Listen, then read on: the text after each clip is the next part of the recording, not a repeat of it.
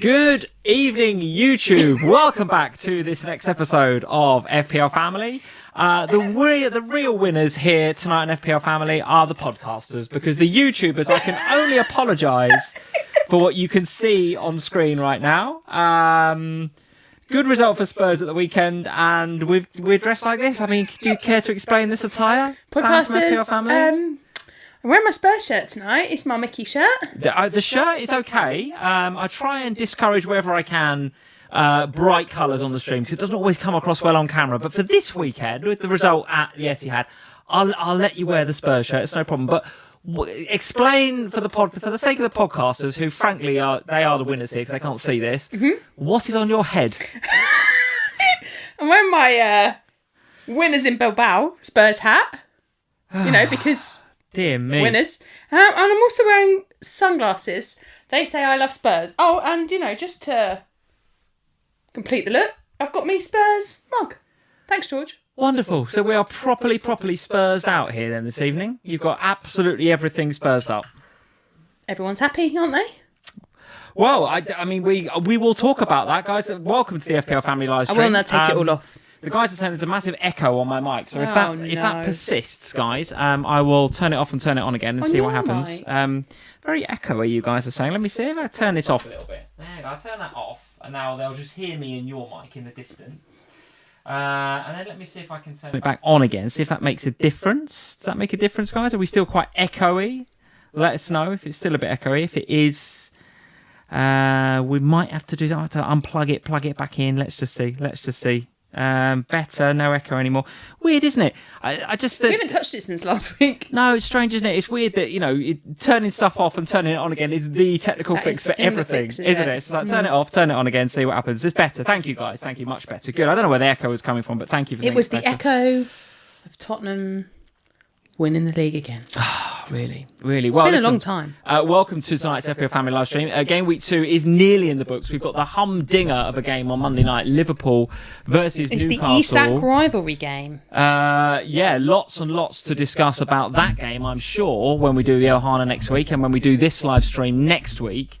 That game is still to go, but lots to discuss on this week as well. And as we've said multiple times on live streams, we are here good, bad or indifferent. Whether it's good, whether it's bad, the scores are good, bad or indifferent. We're always here every Sunday 9 p.m. We've flown back especially for this one. And we've flown back. We've had a week in Barcelona, which is great, which is really nice. The echo is back apparently. Right, I'm going to take this thing off. I'll take it off. 1 second. You've not changed anything. I don't know, Sam, but it's something about this microphone that makes it a bit echoey. Let me turn that off and let me go let that in.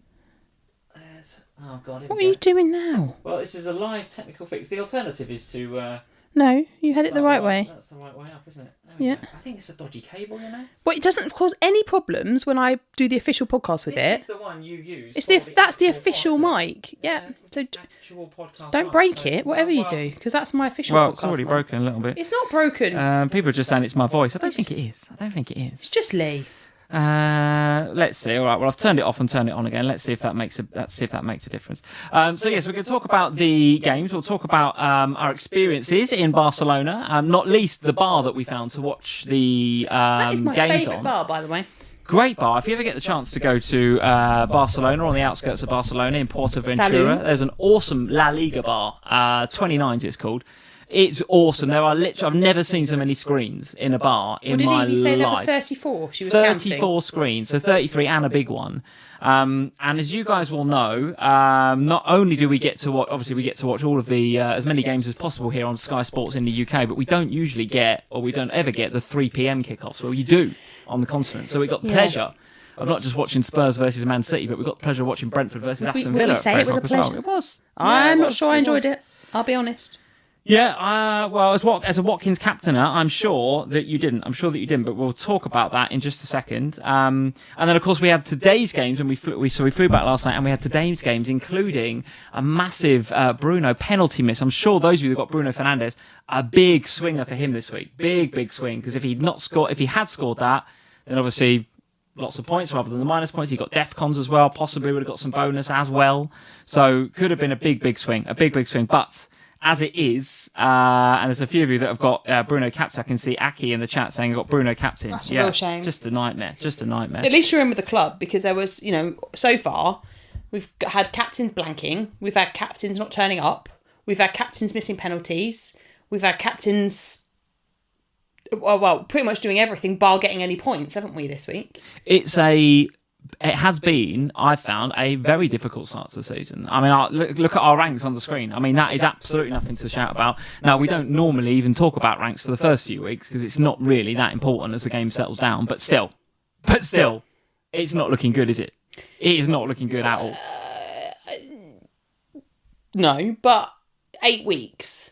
8 weeks, I'll think about it. If I'm still at 8 million... then I'll worry about it then. But the thing is that last week I was at 4 million. So I've had one bad week and it's taken me out 4 million places. Like, that's why you can't pay any attention to rank at the minute. Because one good week next week and suddenly you're at 200 million. Yeah.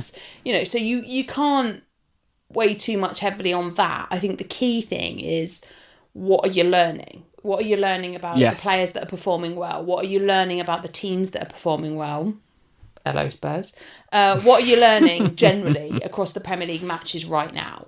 And that is the key thing for me right now anyway. I'm paying very little attention to where I am in the world. I'm obviously paying attention to the points that my players are getting versus the points that other players in the same position are getting. Yeah. And that's the key right now. Yeah. I still don't know if the game has settled down though. I still think we're seeing some interesting results. I think we've stumbled across a few teams to target, which I think we possibly could have predicted in pre-season. I mean, because some of the teams to target from last week are not the teams to target this week, and others have fallen into the category of teams to target this week who weren't there last week.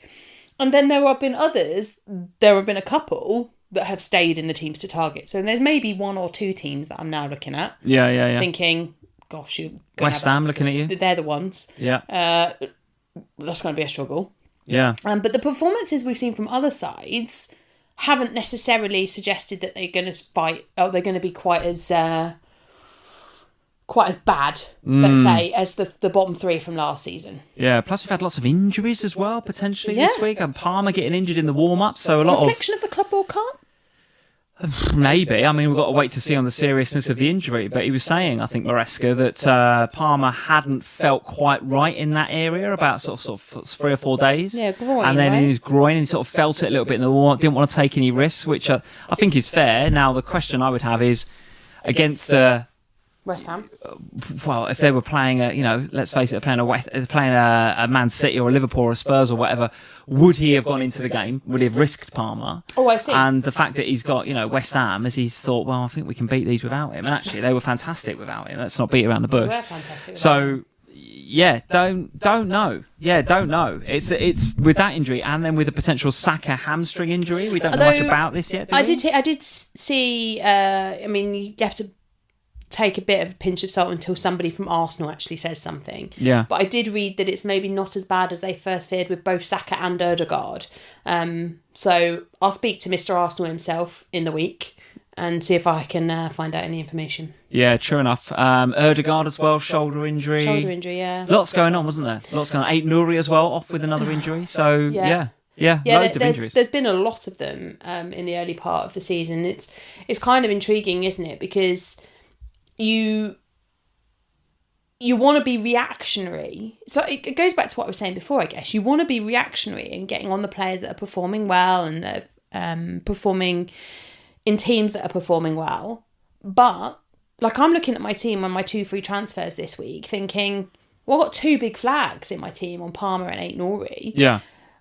They're not necessarily the positions I want to change up, but alas, we might be in a position where that is the positions I have to change up. So we're just going to see how it pans out, and we'll see what, in my case, particularly what Maresca and Pep have got to say for themselves over the course of the coming days. And we'll obviously see what happens tomorrow evening, because we still have, as Lee mentioned at the beginning, that massive game between you lot and Newcastle. Who have you got on Monday night? Well, I've got Salah, who I really want to blank, because I've not captained him. You didn't captain him, yeah. Yeah, I captained Watkins. And I've got Havertz. So I'm hoping that my new favourite Flo is going to be doing the business. It's all going through him tomorrow, I hope. Well, I hope so too from a Liverpool perspective. I've got Salah captain and Gakpo still to go tomorrow. So Ekitike worries me as well because he's been popular as a transfer in. He has, no doubt about it. I honestly can't call that game. Maybe we'll talk about it towards the end of the stream. But it's Ohana, didn't we, on Thursday? Yeah, I think it's a really hard one to call. Newcastle, for sure, with what's been going on in the news, are going to be well up for it. The crowd are going to be up for it. A Monday night game under the lights. It could not, I'd actually prefer for it to be like a 12:30 Saturday, that game, because then it's not so much, the Geordies haven't had all day to think about it and get riled up and quite. Yeah, you don't mind a 12:30 I don't know. Saturday. I love a Monday night. I mean, I'm not a neutral, but I am a neutral. But I love Monday night football. Monday night football is one of my favourite ones. It's the FPL Gaza there. He's in the chat. He's saying, looking forward to tomorrow, Lee. And therein lies the thing, FPL Gaza. I'm talking to a lot of my Newcastle mates. I'm seeing a lot of Newcastle on Twitter. They're looking forward to this fixture. They can't wait for Liverpool to rock up to St James's so they can get stuck into us. Whereas I'm not looking forward to that fixture. And usually, however I feel about a fixture, tends to be, I think I'm a fairly typical Liverpool fan, and I'd imagine that's how a lot of the Liverpool community feel. I'm not looking forward to going to St James's tomorrow. Not at all. Yet the Newcastle fans seem to they can't wait to bring us there. So that is going to be a very difficult game. As George says, loving it tomorrow. Get the popcorn out. I think it will be a good watch. I think it could be quite chaotic. I think we might have we'll have a Slack watch along tomorrow night. If you want, I'm out playing five-a-side, aren't I? So I'm going to miss a bit of it. I will have a Slack watch along with the guys tomorrow night because the kids will be in bed pretty much. I'll sit down with the Slack because I haven't been away. I feel like I've not spent a lot of time in there this weekend. So it'd be nice to actually sit down and chat some football with those guys. Yeah, totally. I don't know what to make of that game. I really don't. You'll be there back for some of it, though, won't you? I will be back for some of it. Yeah, for sure. I'll be back for some of it. I don't know. We're going to play it right back. Good Lord. I thought it was you. That's where you're going, though. No, well, that's the game you're playing tomorrow night. It's going to be Curtis Jones, I think, but it could be anybody, couldn't it? Could be anybody. Let's say hello to a few people. FPL Victorious Secret is in. Evening, family, he or she says. Let us know whether you're a he or a she, FPL Victorious Secret. Or if you prefer not to say, that's also fine. But might be a they or a them. Might be a they or a them. Welcome to the live stream this evening, and thank you for being a member here at the channel as of last week. Thank you for joining up with the channel. George, who I mentioned before, is here. Nice to see you, mate. FPL Gazzy, who I said before, 2-2, he reckons. I don't know if it's going to be as many goals as that, but let's see. Do. You reckon it could? Yeah, could be chaos, couldn't it? Could be chaos. Think there's goals, all for Verts. And that's part of the reason I went with Salah captain over anybody else, because I just thought amidst all that chaos, whether Liverpool win, lose or draw, if there's goals in it for Liverpool, I hope he's involved, and he usually is, right? So, I just found that hard to call, so I went with Watkins because I thought that game was easier to call, and it wasn't in the end. I got it so wrong. Very impressive. Talk about Brentford later. And I'll tell you what, one of the highlights of my weekend was watching Jordan Henderson back on grass. Absolutely brilliant to watch him. Lee's love affair with Jordan Henderson. I honestly think everybody, as an insight into our afternoon when we're sat in this bar in Spain, Lee and Jordan Henderson, it's like a love affair. He's like a lovesick puppy with him. He's on the telly and he's going, Sam, you just don't appreciate how great Jordan Henderson is. Sam, you just don't understand how brilliant he is. Look at the difference he's going to make. And then he said, but he can only play 60 minutes. And then he made it to 65. Exactly, and he was going, I see, look, he's done 5 minutes extra. They've been great. Watch what a difference he's going to make now he comes off. And I was there like, all right, you don't speak this lovingly about me and I'm your wife. You didn't watch him for all those years at Liverpool. Honestly, I thought he made a massive... I mean, George, I'd love to hear what you thought, mate, as our resident Brentford fan and at the game, right? So we were looking for you on the telly. Love to know what you thought of Jordan Henderson, but he was barking orders. I think after about, was it like 1 or 2 minutes, Brentford got a throw in and he celebrated like it was a goal. Like he was like, come on, got a throw. He was like so hyped for the game. And that translates to the rest of the players. They put in a performance. He was fantastic. Really, really good. Really good. The guys are still saying the mics are a bit... I'm really annoyed about these mics. I don't understand because last week the mics were great. I know, haven't even changed anything. Nothing's changed, guys, so I don't know why it's doing that. If it's bearable, we'll carry on. If it's really unbearable, we'll stop and we'll start again. But if it's bearable, guys, bear with me. It's my mic, right? Yours is fine. I think it's my mic. Do you want me to put my mic in the middle and we'll go old school again? If it's really unbearable, but it's terrible. But the trouble with when we do that is it's really bad for both of us. Yeah, George is saying it's bearable. GG, it's okay. Yeah, sorry guys. I know it's not great. Some of you say it sounds fine. It's I need to play with the levels on the mic, so it's bearable but irritating. Yeah, thank you guys. As long as it's bearable, we'll stick with it for now, rather than starting the whole live stream again. Sean is in. Sean Pirrett, thank you, Sean, for joining us here tonight. FPL Shorts is here. We've got GG Game is in. Andrew Yee, very nice to see you, mate. Very nice to see you in. Ken's at Bromsgrove, another one of our YouTube channel members. Nice to see you. Ben Allam is in. Andy W is in and says it's fine. Thank you, Andy. As long as it's fine and bearable, we'll go with that. We're not looking for HD 4K quality sound tonight. It's we will just bear with us on the sound. Who else we got? Jacoby 123, FPL Wheeler, a whole host of you in this evening, a whole host of you. So listen, thank you very much for joining us here on FPL Family. As we always say, like and subscribe if you're new around here, and yeah, if you've got a bad week, a good week, it doesn't matter. Bring your scores. This is a safe environment for us to talk about how we've gotten an FPL this week. And I, for one, I mean, very kind of you to put a green arrow next to my rank, because it was so bad last week. Game week 1 was that bad that if I'd have got a red arrow this week, it'd have been quite honestly pretty catastrophic. But we're in at 6.8 million right now. You're in at 7.3. Mine's terrible. I mean, I've had a literal disaster. I mean, yeah, we don't worry about ranks, but we do. You do. I mean, you can't not worry about it, can you? You can't not worry about it. Yeah, I'm not worrying about it. Well, yeah. You watch Spurs play. I'm so happy with my life. Well, let's start with that then, Sam. So let's go to the page and have a look at some of these games. And why not? Why the hell not? Would we not start with Manchester City 0, Spurs 2, a game that we managed to find in the bar in Barcelona in Spain. So we had to listen to the Spanish commentary, which was low-key quite good, wasn't it? Because he was so hyped every time Spurs come up.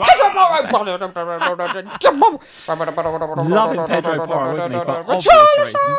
That's basically how it went. That's my Spanish, by the way. Go on then, tell us about the game then, because I was very last season. I was very quick to be critical of Ange Postecoglou. Okay, where's this going? I was very critical, very quick to say that Ange was doing things wrong, in my opinion. I was very quick to say that Spurs couldn't get their act together in the league. I was very quick to say that tactically he was pretty inastute, Ange Postecoglou. And I made my opinions very clear, and got brought down a peg or two by you on these live streams for saying that. Well, if I'm going to be quick to be critical last season, I should be quick to praise this season. And I tell you what, I was very impressed with Spurs. Yay! Very impressed. Now listen, in game week 1, home to Burnley, I was impressed with Spurs, but it's home to Burnley. You expected to win that game.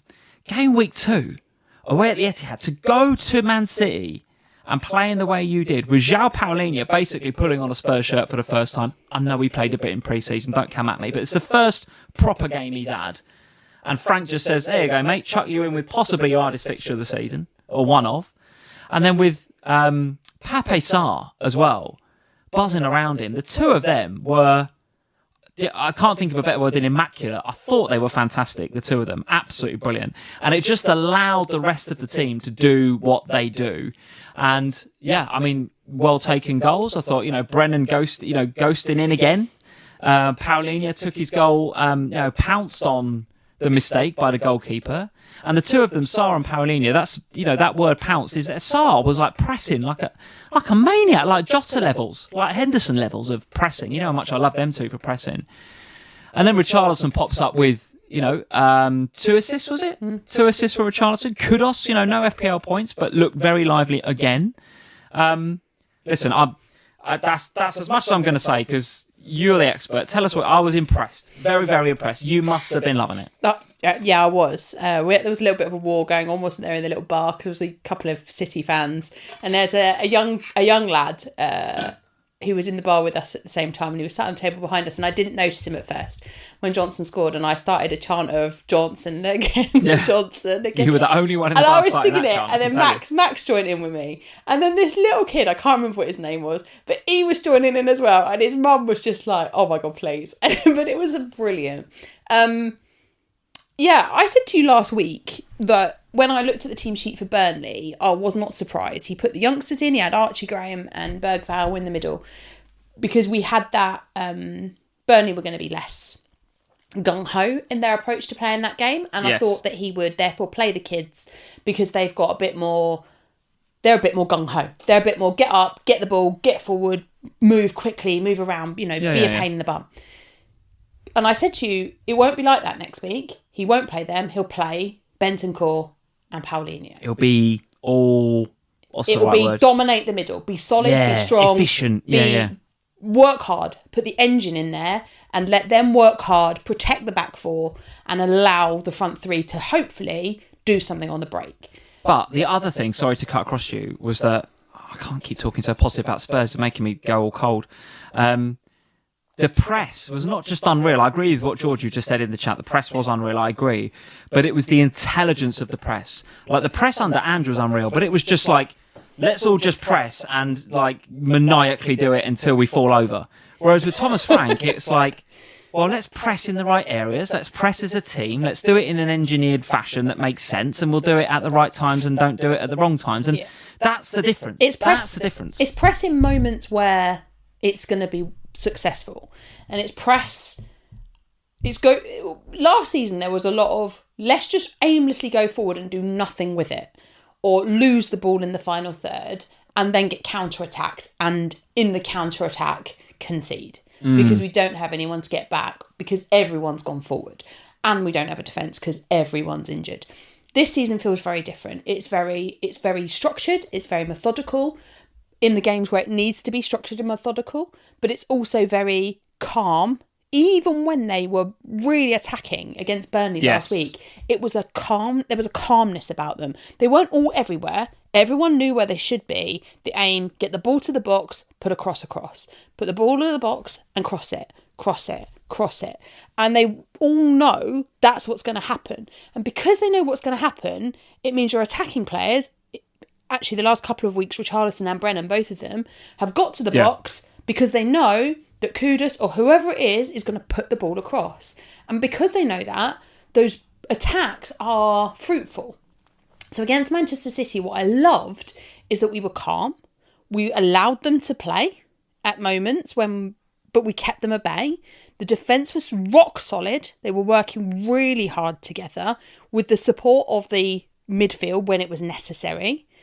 You had Kudus dropping back to support when it was needed and then taking the ball forward. And he's so strong. That's what I love about him. He wins the ball and he'll take it on a run. Now, tenacious guy, isn't he? Yeah. And I said to you last week, I suspect, and I think I can't remember if I said it on iHana or not, if I just said it to you. I didn't expect anything from Kudus in this one because last week, the Burnley game, against Bournemouth next week, Kudus will get points. But against Man City, he was being asked to do a job that was similar to the job he was doing against PSG.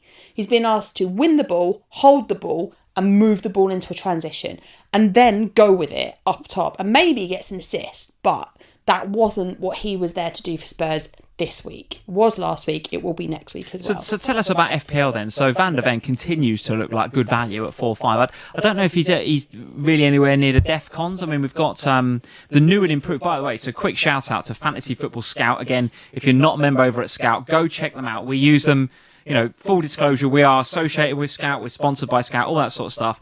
But I wouldn't be sponsored by anybody else, right? We use them every single Sunday here, and they've got a new and improved. Fair play to the IT team at Scout because they have a new and improved. If you can see this, guys, certainly the YouTubers can. A new and improved members area. Check that out with all of the sort of top stats from the game week. Very, very nice indeed. The sort of plain looking dashboard that you used to have, which was looking a bit outdated, don't get me wrong. Now look, you've got the player pictures and the badges and everything, and you can change to top 3, top 5, top 10 of the game week. Really, really nice work from the guys at Scout. So again, all the links are in the description below. If you're not yet a Scout member, definitely go and check that out. Do use our code as well, because that'll get you 5% off. Absolutely, yeah. Never too late to become a Scout member. And one of the tables I've got in front of me on the Scout members area is defensive contributions. So of course, if this is new to you, and it is to most of us actually this season, it's certainly new to me. And I would say that the Scout members area has really helped me to learn about defensive contributions and where the points are coming from. Actually, it's Garner from Everton that's got the most so far this game week with 17. Then it's Dango from Brentford with 16 and Roden from Leeds with 15.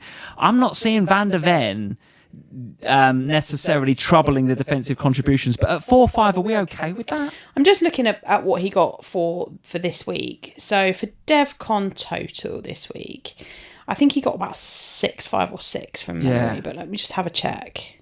doesn't strike me as a sort of player that's going to get tons of defensive contributions. No, we got more last week, weirdly, against Burnley. But then I think that was in part because he did a lot more blocks and stuff last week, whereas this week against Man City, he did a lot more just... I think the way that we moved around, he was having to do less of that because the defensive midfielders were there and doing the business. Look, the DevCon thing is obviously important. I'm not going to sit here and say that it isn't. There's something in that. Sorry to just again interrupt you. There's something in that, isn't there? Because, okay, Van der Ven and Romero weren't necessarily in and amongst the DEFCONs, but Sarr got plenty and Paulina got plenty. Yeah. So maybe there's something in that says one of the things maybe I'm learning about a bit about DEFCONs is that when Spurs do set up like that and when teams do set up with a clear 6 or a clear, 2 6s in a pivot, maybe that team's centre halves get less blocks and clearances and stuff because a lot of the blocking and the work is being done by the 6s, and that was certainly the case with Paulina at the weekend. Yeah, I mean Romero did pick up DEFCON. Did he? This week. He got only 10. So he made 3 clearances, he made 3 interceptions. He must have been the only one, was he? Of the Spurs defence, yes, he was, yeah. Of the defenders, yes. So he made 3 clearances, 1 block, 3 interceptions. Yeah, so that's what he was doing. Clearances, blocks, interceptions, tackles. What did he do for tackles? Can't see the tackles one. Whatever that number is, 10. No, he didn't do any tackles. 3, 6, 9. No, they didn't. So I think, but last week it was the opposite. It was Van der Ven who did more, and I think that's partly to do with the teams that we are facing and what they are being asked of. Because last week, Van der Ven, sorry for bashing the mic, Van der Ven was doing a lot of chasing back at speed because we were attacking more because it was Burnley. I think that's the difference here. I still maintain, and I've been maintaining this all the way along, that there is no real value in paying extra for Romero or for Pedro Porro. Pedro Porro, I understand why people are doing it because he's on some set pieces. So, he looked good though this week. He did but look they good, all didn't he? look good. The Spurs defence look good, and at the moment, set pieces and free kicks, but and he's stuff. not taking all of them. He's not taking all of them. He's the main one, though, isn't he? Well, Kudus takes a lot of them. He takes a lot of the corners. Not the free kicks. Though. The free kicks, not a lot. No, but we haven't scored any of them. No, we're 2 games in. Come on, like you want. So Spurs looking defensively better under Frank. Tick. You've got a very, particularly when you play 3 at the back, you're going to have 2 wingers flying down the wings, and one of them's going to be Porro. He's pretty nailed for minutes, I think. He takes the free kicks, takes a lot of corners. At 5-5, that's somebody you want. Of all the problems I've got in my team right now, of which there are many. Oh, don't get me wrong. I'm not looking at Porro as a problem, or even a downgrade to Van der Ven to save $1 million. I'm not looking at that. Don't get me wrong. If you've got Porro or Romero, I wouldn't change them out for Van der Ven. No. But I think if you don't have Spurs, and there will be a lot of managers out there that did not go for a Spurs defender because they've got they've got post-traumatic stress from last season and the memory of it. I get that. I do get that. But we've seen 2 games now, 2 clean sheets. All right, the first one was against Burnley, fine. But it's against Man City at the Etihad. So this isn't like... I feel like if you can get that consistency of performance from Paulinho and Sarr, if you can get that every week... But we will. You're going to keep a lot of clean sheets. Well, you're not with Paulinho because he's not going to play every week. No, but he doesn't have to. But that's the point, is that you're not going to pick Paulinho in FPL because probably he's going to play every other week. When we've got a tough game, when Liverpool, Arsenal, Chelsea, those teams, you're going to see him. He's going to be there with Bentancur. Yeah. In the other weeks, when we play Bournemouth next weekend, I would expect to see Archie Gray and Lucas Bergvall leading the midfield. Oh, so you don't think Paulinho will roll out against Bournemouth? No. He might get some minutes at the end of the game. Yeah. I think he'll play Archie. He'll do what we did last week in reverse. That's Thomas Frankfurt, isn't it? He knows. Good man manager. He knows what his capabilities are, Paulinho, and his limitations as well. But whereas it's not Ange just about sort of ignored that, didn't he? It's not just about his limitations. It's about and his strengths. It's about the team's strengths. You put the youngsters in.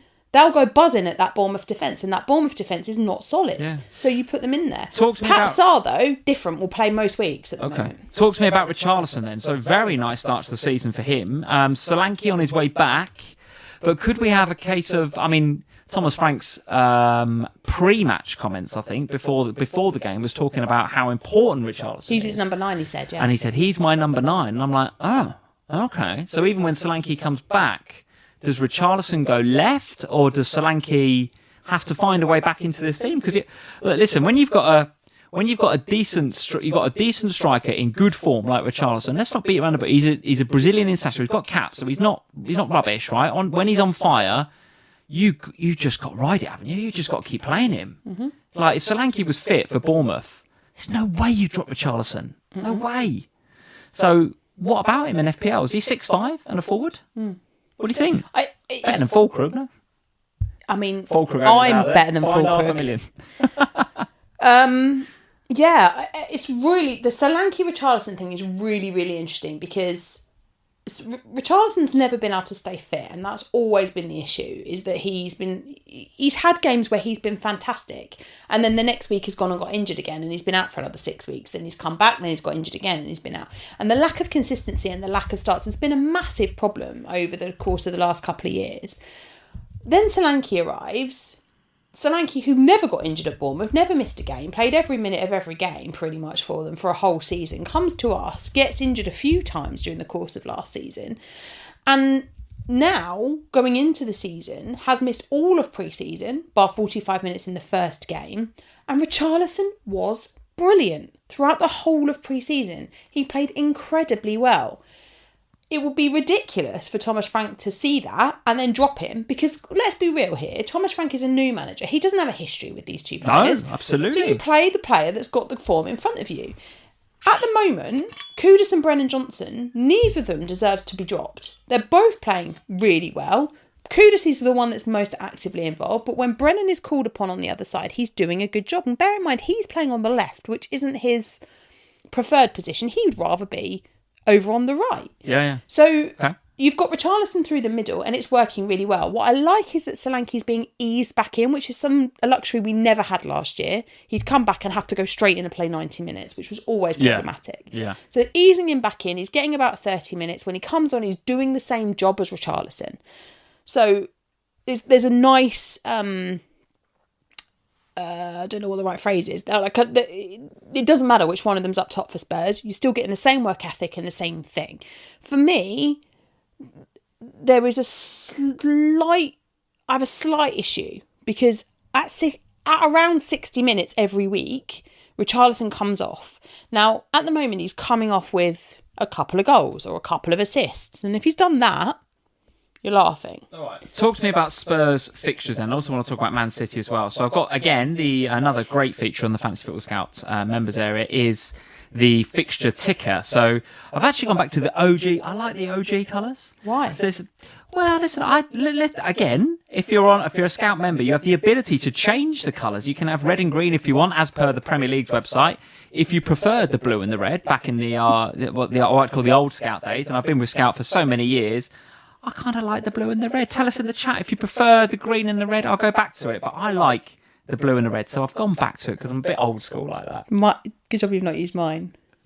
Mine's pink and purple. But you've also got, I noticed, that Scout have built in now something so if you're colourblind, you can now use the ticker. Yeah. Even if you cut, it's such we've got a colourblind ticker now. Such good But you stuff. can also customise it. So mine's pink and purple. My fixture ticker. God, bloody hell, that's pink and purple. Yep. This is the one for me. I like the OG stuff. But that's, for some people, having because it's Premier League colours is the other one Lee was talking about. So some people may find that easier. Yeah, but Spurs, as we mentioned, their fixtures, Bournemouth at home, as we mentioned, West Ham away. Way! Because they're looking solid right now. Brighton away. Okay, but I'd back you, given what we've seen of those two teams. Wolves at home, Leeds away. Bloody hell. Triple up! How many you got? I've only got one. I've only got Porro right now. Okay, do you feel massively underinvested? God, you're enjoying this, aren't you? This is the best day of my life. I don't know about massively underinvested. Why on earth not? But I do feel like... You've got space for one. I do feel like there's some investment there to be had. Yeah, definitely. So, on your wish list then, because obviously you're not... I don't think you'll be going for another defender. I can't see you doing that. I can't see you doubling up on the Spurs defence. I think if I doubled up on Spurs defence, I'd have to stop playing FPL. That's just can't happen, can it? Although I have got, the premium one. I've got Porro. And there's no doubt Van de Ven's good value. I mean, they talk about value, 4-5. There's not going to be that many 4-5s better than him, right? Look at him. So there's those two. Obviously, Kudus is on radar. Obviously, Richarlison as well. It's those comments from Frank. He's my number 9. That's just that must give him so much confidence, Richarlison, to go out there and do his thing. That. I just have a bit of a concern about Solanke coming back. I have a bit of a concern around Savinho coming in with Kudus playing as well. Well, Savinho's not fit. Yeah. But hear me out. So I do have still 1 or 2 concerns about Spurs and minutes. But in terms of investing in the team, if I was really clear on who to invest in, I mean, look at them fixtures. Of course. I want to treble So up. you've got Van de Ven and you've got Kudus. Yeah. Obviously, they're both a stick. Where else would you go then? Who's the treble? I am thinking about Richie. About Richarlison. Okay. Instead of who? Who have you got up front? Watkins and... Oh, well, I've just got a shower Mateta. of on top, haven't I? Yeah. I've got Guiu, who comes on. But I mean, to be fair, he got some minutes. So he's got a point. And then I've got Mateta and I've got Watkins, who have both been incredibly disappointing in the opening 2 weeks of the season. I mean, it's been horrendous, and we'll talk about them two in a minute, particularly this week, because this was the week that Joao Pedro did decide to go off, and I knew the risk that I was taking when I didn't have him in, and that's fine. I accepted the risk. Yeah. But, I'm looking at it and I'm thinking those fixtures are way too blimmin' nice to not have more than that. And as Victoria's Secret says, I don't know who to go for in attack because the goals are spread around. But they are spread around. Which is true. But they're also not. They're affordable as well, Spurs, right? You're not paying, we're not talking about Victoria's Secret. We're not talking about you've got to go and do a 10 on a Palmer or like a 14 on a Haaland. Richarlison's 6'5", Kudus is 6'5". These are all 6'6". completely... Okay, 6'6" now, I can believe it. They're all completely affordable players. Yeah, they are. And I think that's the thing, isn't it? Is like, I'm not going to sit here for any stretch of the imagination and say you get triple ups on Spurs and you hold them for the entirety of the season. But those fixtures are great. I'm not naive enough to think that we'll, I just put my hat on and my glasses on at the beginning of the stream, but I'm not naive enough to think that this is an indefinite thing, but with the fixtures the way that they are, over the next few weeks, there's goals against these teams. We've seen Bournemouth conceding goals. We've certainly seen West Ham conceding goals. Brighton conceding goals, left, right and centre as well at the moment. So with these fixtures, just to finish up on Spurs, because we've already done way too much on Spurs, with these fixtures, you expect to see what sort of formation from Thomas Frank? More of a Burnley style than the... Man City double pivot that we saw before. You're expecting a bit more from Kudus in those games. You're expecting a bit more from... Yeah, I would expect to see more from Kudus in these games in an attacking sense. I wouldn't expect him to be doing less defensive work. I think the interesting thing is that because the fixtures are consistently quite nice, it'd be interesting to see what he does with those midfield too. Does he play the Paulinho Bentancur system, or does he... I think he'll play them against Brighton, but and maybe against Bournemouth as well, because Bournemouth have got the Semenyos and the attacking players that could do with being dealt with. But against West Ham, Archie Graham Boval are going to start. Absolutely. From a Man City perspective then, so didn't show up here. I thought Spurs just did a job on them, but I think 1.2, 1.3 million transfers in for Reinders ahead of this game, but played him in a slightly different system, didn't he? And we did think that. I mean, that was one of the reasons I think if I did have 0.5 in the bank, I think I probably would have gone from Dewsbury-Hall to Reinders last week, because it's a good opportunity to get a couple of price rises, if nothing else. Yeah. And I do think in the longer term he's a decent pick, Reinders.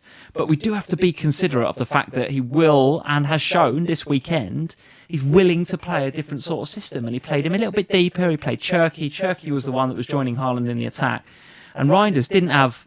I think he had one touch in the Spurs box, right? So he's nowhere near the sort of influence in the game, in the final third, that he had in game week 1. So thoughts on City? It's not a panic for me. I mean, I'm not saying go out and sell Reinders immediately or sell Haaland, but it's just it's making those that were quick to bring him in just maybe think a little bit.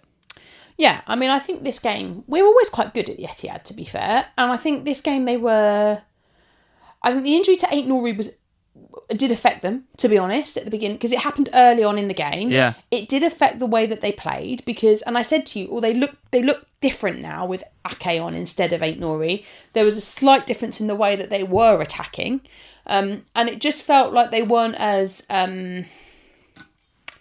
free-flowing, maybe, out from the back. Trafford was obviously wobbly. How Trafford did not get sent off, also. That's a red, isn't it? It's a red card. That's a red for It's me. basically assault. If I do that to you on the street, I get arrested, Lee. Well, not only did the ball had gone, right? So he's missed the ball. I was not happy.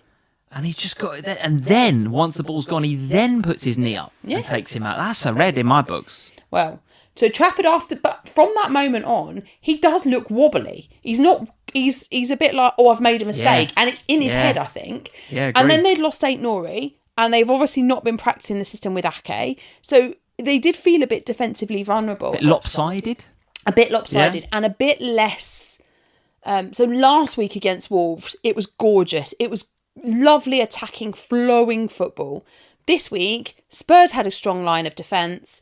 They were lopsided because Trafford was a bit wobbly and Ait-Nouri had disappeared, and they were playing Reinders in a different position. So everything was just a little bit unsettled. Okay. It would not, however, make me want to throw my Man City players out. No, definitely not. And the fixtures are nice now, though. And there's a reasonable chance that Donnarumma comes in for next week. Right? There's a reasonable chance that they sign him up, I think. Let's move on, because that was way too much for Spurs loving. That's made me feel a little bit queasy. West Ham 1, Chelsea 5. Let's go back. All the glasses. Let's go back to Friday then, to from an FPL perspective, certainly, the Joao Pedro show. A goal and 2 assists for Joao Pedro and 3 bonus points. I thought he was really good, but I thought 15 points sort of flattered him a little bit in that game. I mean, if you look at his XG and look at how much he's overachieved, I think his XGI in that game. Listen, I've got him, right? So I'm very happy with the 15. It's the only thing that's gone right for me in this first couple of weeks of FPL, right? But Chelsea, I mean, the whole narrative that I was trying to spin in pre-season about, they're going to be tired after the Club World Cup, not a bit of it. I mean, they've just carried that momentum on into game weeks 1 and 2. Now, listen, West Ham were terrible. And if you've got a Sanchez, you've got a Cucurella, if you've got a Chelsea defender, you're bang unlucky, because that's a 0.01 XG strike that from Paqueta. It's a glorious goal, by the way. I mean, even Jamie had to get the Juve assist, right? But they did nearly concede again. I mean, I know that Fulkrug was eventually offside, but they do have a bit of a wobble in them, the Chelsea defence. So maybe unlucky, but also, yeah. Yeah, okay. Well, listen, I take nothing away from Chelsea and take nothing away from Maresca and how he's gotten playing right now. Not at all. I don't mean that in a negative way to Chelsea at all, because they were by far the best side in this game. West Ham are dreadful. We'll talk about them in a minute. Chelsea played really, really well. Like, there is nothing not to like about it. The question for me is, what do we now do about Palmer? That is the big question. What is the prognosis? Do we even know what's really wrong with him? We know there's a groin issue. We know that it's going to be looked at. Because they didn't miss him, Lee. Yeah, but listen, they're not going to not play Cole, are they? Well, no. The question in my mind is, okay, let's say he's out for a couple of weeks. Let's say, well, I ain't having 10.5 sitting on my bench for a couple of weeks for a start, particularly when in a couple of weeks I'll be in wildcard territory probably. And if for whatever reason I have a real burning desire to bring him back, I can get him back on wildcard. The thing for me is I'm like, well, I can make that decision when I get there, because at the moment there's looking like better assets at Chelsea than Cole Palmer. He ain't scored an open play goal since January. No. So has he lost his golden boy status a little bit, Palmer? He hasn't, because we keep bigging him up and we keep, he's 10.5. We're all getting him game week 1, and Chelsea fans obviously love him. Of course they do. But no open play goals since January. Why are we paying 10.5 for this kid? Oh, there was a lot of questions you asked in that or a lot of things you said in that little monologue. I think the fixtures that Chelsea have moving forward mean that even if it's a groin injury that he could play with, even if it's not that bad, it's just a niggle, I don't think that they will be they don't need to risk him. Fulham at home next, then Brentford away, Manchester United away, Brighton at home, Liverpool at home. That's the game. So if you need to rest Cole Palmer for a couple of weeks, then you can, I think, with the fixtures the way they are. So for me, I'm looking at Cole Palmer in my team. I'm thinking, I've definitely got the wrong Chelsea player. I should have just gone for Joao Pedro and stopped being clever, or trying to be clever by going for Mateta. So why don't I just sell Watkins, who's stinking up my team as well, and get Joao Pedro. We can't sell him. I'll tell you why in a minute. But yeah, okay. And instead, and also get rid of Palmer. Now, the thing For who? Where are you going? Well, there's loads of options that I quite like. Yeah.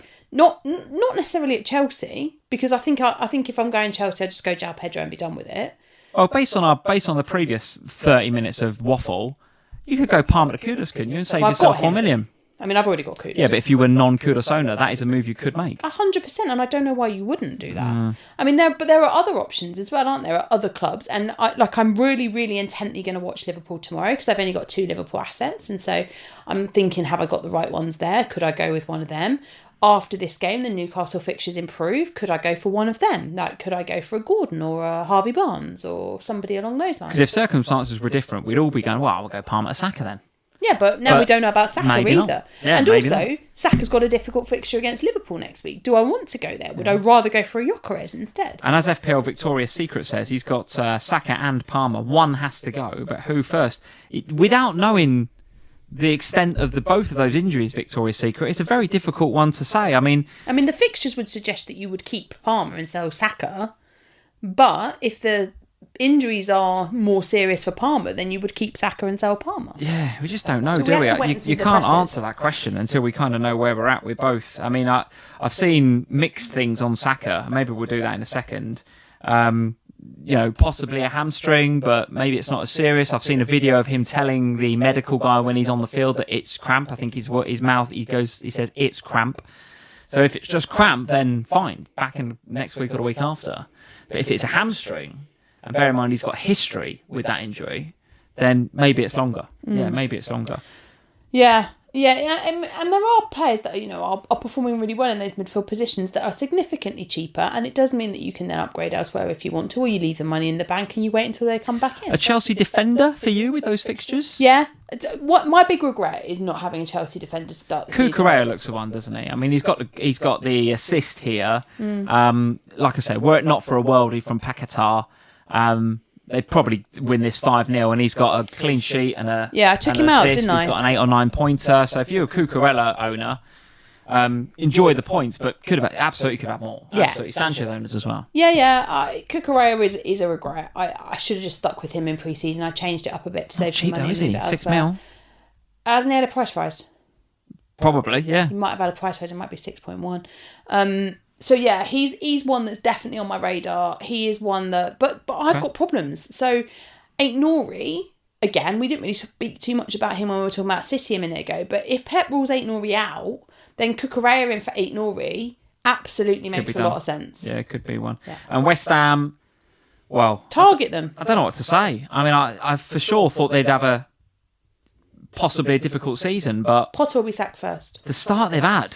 And the vitriol that I'm seeing online from West Ham already about Potter out is quite incredible. It's quite incredible. The camera on Bowen during the game was hilarious because Bowen's fuming. He's just fuming, and he doesn't. And he's obviously Mr. West Ham, right? He loves that club, and he's passionate, and he's being passionate, and he's trying, and the rest of them look like they couldn't give a damn. And that's really worrying. Yeah, it is a problem. They're definitely a team to target, for sure, a team to target. Let's move it on. Let's talk about the other game that we watched. Let's do Brentford 1, Aston Villa 0. This is a game that George will want us to talk about. I was as impressed with them as I was Spurs, I'll be honest, because because of Jordan Henderson. Well, it's just the work rate, everything that Brentford weren't in game week 1, and all the reasons that you went Ollie Watkins captain, and many bought in Rodgers and Watkins, and there was a whole load of people going, there's a load of points there for us because Brentford are rubbish, right? Look at them in game week 1, they were crap, and they were. Let's not beat around the bush of crap in game week 1. Game week 2, the complete opposite. The complete opposite. The work rate was there, the pressing. I thought Dango Atara had one of the best debuts I've seen in the Premier League. In a very long time, because again his energy was good. He did get booked in the game, and there was a couple of spicy looking tackles towards the end. I thought he might have been a bit of a lucky boy to stay on, but nevertheless he rode his luck there, got the goal as well. I just thought Brentford were great, and I was not expecting it at all. I was expecting an away win here, but Villa looked toothless, really, really toothless. I couldn't agree more with you. I was honestly expecting a massacre in this one, and I think I said during Ohana, I think Villa could put 4 or 5 You past said it's them. going to be 4 or 5s. I was like, nah, back Villa to win, but not 4 or 5s. I honestly thought that... I watched Brentford last week. They looked all at sea. They didn't look like they knew what they were doing. They were missing their key assets. They just looked poor. And then roll forward to this one, and obviously we got to sit and watch the whole thing, which, you know, and as a Watkins captain, I was like, oh, this is ideal. I've just watched Spurs win. I'm going to watch my captain bang a hattie, and I'm happy. It was actually unusual, wasn't it? Because not only was it at 3 o'clock, which we never get to watch any... I'll turn my mic off. Well, not only was it unusual because it's at 3 o'clock, which we never really get to watch here in the UK, but because the bar that we were in had stuff for the kids to do, like table football and FIFA. There was a PS5 with FIFA. He found a little mate to play FIFA with, and Evie was keeping herself occupied. I actually was able to sit there and actually properly watch it. We watched it together, yeah. So this game, I watched it properly, watching Brentford, and I was just super impressed. I don't know what to make of Villa, though. I mean, well, let's talk about Brentford for a minute first, because... So last week, I sat here and I said on the official podcast in the week, I picked Morgan Rogers as my differential because I was all about targeting Brentford. This week, I feel like Brentford showed up, played well. I was impressed by Dango. Like you said, I thought he had a really good debut. Damsgaard as well. Damsgaard, unlucky with his goal. Probably should have scored. Yeah. Damsgaard's always he's good. Yeah. He's a good player. They've got good players. They just lost their best. Yeah, they have. But they've done a good job with Dango coming in. I think that'll make a difference. I do think that front three of Dango and Thiago and Sharda. Not sure about Thiago. He's got to get it clicking, but I think there's signs there of that being effective. I don't know about Thiago. I'm not convinced. He looks a bit like... I don't know. I think there's a player in there somewhere. I don't know. I like Sharda, even though I don't think he looks like he should look like. I was telling you this the other day, wasn't I? But I like Sharda. I like Damsgaard. I like Dango. I don't know about Thiago. I don't buy it. I don't think he's good enough. Interesting, all right. But I thought Brentford were much better. I'm not investing, though. Right. I don't think there's anyone from an FPL perspective yet. Well, let's have a look at the fixtures from a Brentford perspective then. Let's see where they are at. Sunderland up next. Chelsea at home, Fulham away, Manchester United and Manchester City. That Sunderland game looks all right, but you then got to carry it into 4 quite tricky looking games there. I'm not buying it. No. Aston Villa, on the other hand... Go on then, because Villa are a little bit more FPL relevant, I think, because there's more assets on people's teams. Well, yeah, so Konza will be back for next week, so that's one thing to be said. But defensively, they were poor. They looked really poor, Aston Villa. And you could say, oh, yeah, that's because Konza wasn't playing, but they still had a really solid defence. Nah, it wasn't Konza. It was more to do with Tielemans' positioning, I think. He was dropping too deep. They've got to get Tielemans in more advanced positions. But the problem is that they just... I don't know, defensively they weren't good. And in attack, well, they just didn't really create anything. And when they did create stuff, it wasn't good stuff. And that was the issue. Like there wasn't even one moment, really, where I thought Watkins might do something. Say what you want about Rashford and Asensio, but they did give him a little bit of X factor, didn't they, when they come on? Yeah. And even like Marlon finished the season all right. But there's a bit of competition. Has he got a problem with Marlon? Like Marlon for me is so obviously a player that I think would make a difference to that Aston Villa first 11, particularly getting beyond the man, right? But he just benches in the old. Is there something wrong between Emery and Marlon? I don't know. And he did it with Watkins for a lot of last season. He just benched Watkins for no apparent reason. When you're on the naughty step with Emery, you're sort of there, aren't you? You struggle to get off it. And the problem is that they don't have a plan B. So when it's not working, there isn't another place they can go. That's a good comment. Yeah, what is the plan B? The problem, and honestly, I think having watched obviously this whole game on Saturday, I think the problem with Aston Villa right now is the midfield. There's no creativity in that midfield at all. I agree, And they've got rid of all of these really good midfielder players that they used to have. But they've got PSR issues, haven't they? That's why they can't. They desperately need to buy somebody in that middle. But they need to buy a couple of players for the squad, I think. But that's why they're fighting about with Rashford on loan and Asensio on loan and having to go back because they can't afford it. They've got no money. No, but like Everton have just got Jack Grealish, right? I would have tried to get him back because he loves Villa. I'd have tried that. You look at Jack Grealish today, he made a massive difference to that Everton team in the way that he played. But maybe he didn't want to go back. Maybe he doesn't want to go back, Lee, but he is the sort of player that they need. They need that creativity in the middle, and they don't have it. Now, maybe that's because of Tielemans' position on the pitch. Maybe it's the lack of the Ramseys and those sorts of players. But it's like, if Morgan Rogers doesn't get the ball to Ollie Watkins, there isn't a plan B. Very reliant on them too, aren't they? Very reliant. What are you doing with Watkins then? Because I don't think you can sell him. Have a look at these fixtures for Aston Villa. I don't think you can sell him. They are top of the ticker between game week 3 and 7, according to Fantasy Football Scout. Palace at home, Everton away, which is possibly now looking like a tricky fixture. Sunderland away, possibly tricky. Fulham at home, Burnley at home. They are top right now. It's be very difficult to sell Ollie Watkins, even with Gyökeres doing well this week, which we'll talk about in a second, because Arsenal's fixtures look very difficult coming up over the next sort of 3 or 4. But Villa, well, you can't sell him ahead of Palace at home, can you? You just can't. Right, here is my Go on. contentious statement of the week. Oh, only one. Go on. Well, this is the first.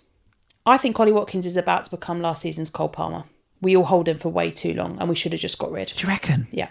Do you reckon? Because we're going to hold him through fear of those fixtures, because he's highly owned and the fixtures look good on paper. We are. Honestly, are those fixtures actually that good? So next week they've got Palace. Palace have been really good. Defensively, all right. Yeah. They've been good. Yeah. Going after, who they got after that? Everton. Everton away. Well, I watched Everton today. They looked all right. That'll be another game at the Hill Dick, won't it? Another one up there. They looked all right. Defensively, they were solid. Yeah. Who they got after that? Sunderland away. Well, game week 1 were all right. So the problem with Sunderland is that at home, they're up for it. They know the home games are really important, right? You'd still back Villa, though, wouldn't you, in them 3, I think, wouldn't you? Them 3? Sunderland, I would. Would I back them against... I don't think I'd back them against Palace. I'd back Palace. I don't know. And then Fulham and Burnley both at home. Good fixture. Very... You're either going to be very right or very wrong. Right? The thing is with Watkins... It could be. What did you see from him in game week 1 or in game week 2? Both of which have been nice, attractive fixtures. What did you see from him in either of those 2 games that makes you think that in the next 5 weeks he's going to get multiple goals? Yeah, it's true enough. Because I didn't see anything yet. Yeah, and it's one of them where, there are other strikers. If you haven't got a Joao Pedro like you, that's an easy one to go to and have $1.5 million in the bank. If Hugo turns up again tomorrow, there'll be a few looking at him in that sort of price bracket. Yep. Gyökeres has popped up with a couple of goals, and if Saka's out long term, there's a reasonable chance he's the new king penalty taker. Yep. I mean, let's do that next. I hear you on Villa. I was really disappointed, and I'm and as a not sure Watkins what they've owner, got I to also do. think that has an impact on my thinking, because I'm obviously very annoyed. Totally. Arsenal 5, Aston Villa 0. Let's go back to this screen here. So Arsenal 5, Leeds 0. I must admit, when I was putting together my game week 1 team and it had no Arsenal in it, I was looking at the first sort of 5 or 6 fixtures and thinking, I can go without Arsenal, and I'll look at them and I'll see how they get on. But this game week 2 against Leeds, I was like, whatever happens in this game, I just have to take my medicine and accept if I'm going to just ignore Arsenal for the first 5 weeks and they go off on this game. It is what it is. Literally, it is what it is, and I will just have to suck it up. Well, I've definitely sucked that up because Saka was very, very good. Of course, now injured. We've got to wait to see the extent of that injury.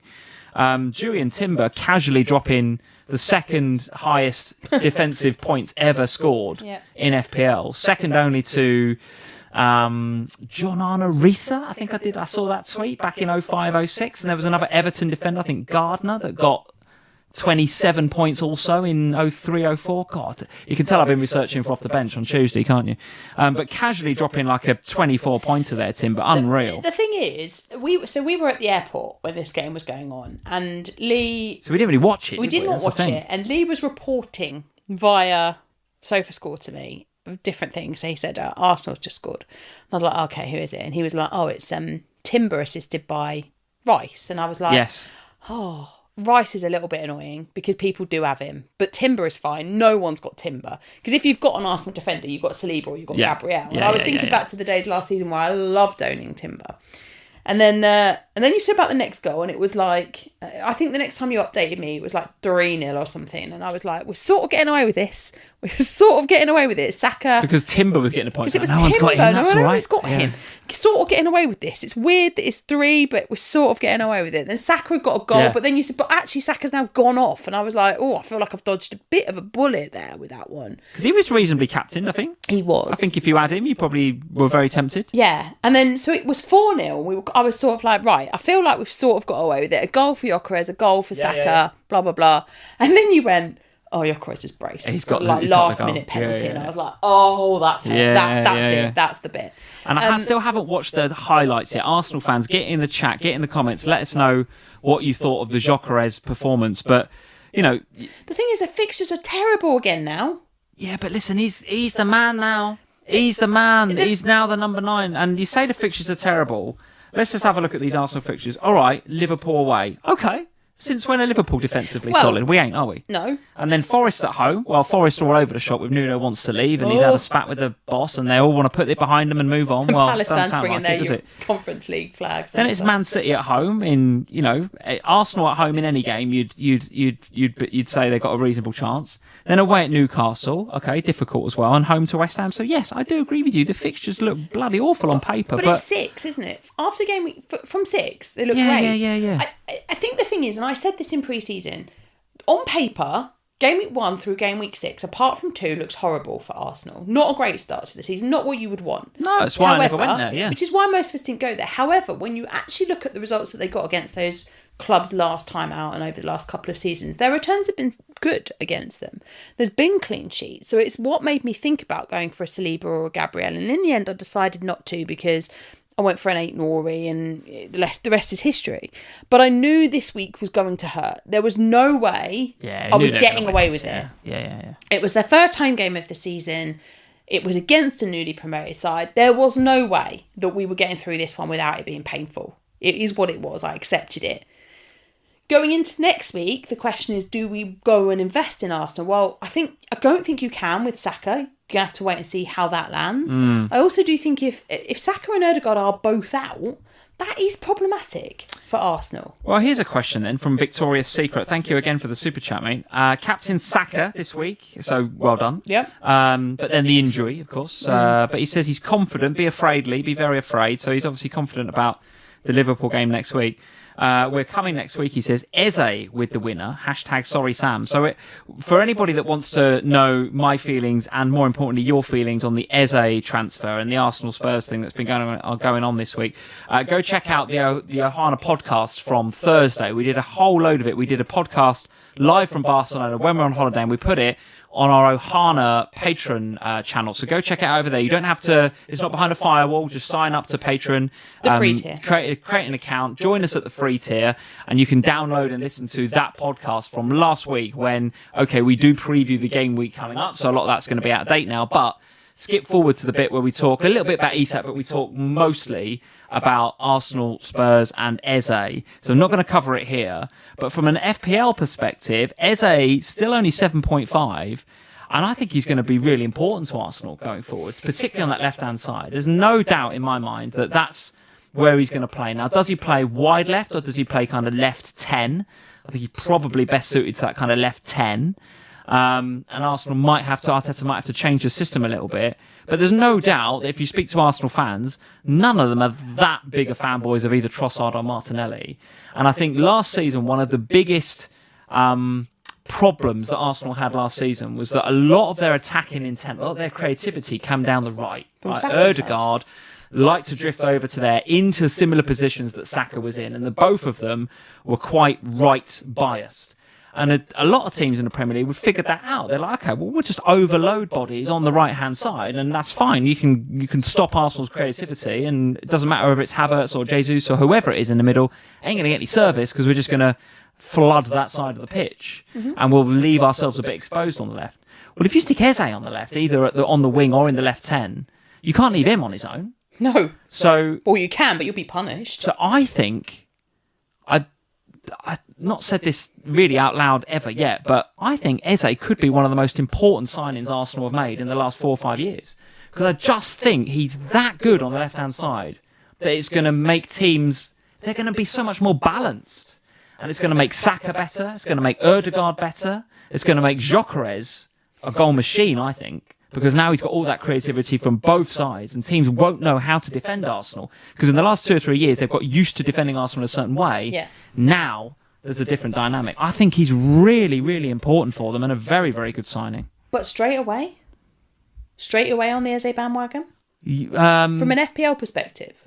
Well, I think with those fixtures, I won't invest ahead of Liverpool, But as you rightly say, when we get to the sort of Newcastle game, when we get to who was it in game week 7? I've already forgotten. 7's the swing. It looks West great Ham at from home. 7. When you get to 7, you're going to want 1 or 2 Arsenal, aren't you? All 3. The fixtures are great. All from 3, 7. maybe. And the thing that will probably make me wait until then is the fact that Saka and Ødegaard might be out for, game week 3, 4, 5. Let's see. We don't really know. But if Saka's hamstring's gone, that's a big problem, and it might mean we have Nwaneri back into the picture. There might be others. The new boy they bought from Chelsea, whose name I've already forgotten, Madueke, might come into the thinking. In fact, almost certainly will come into the thinking.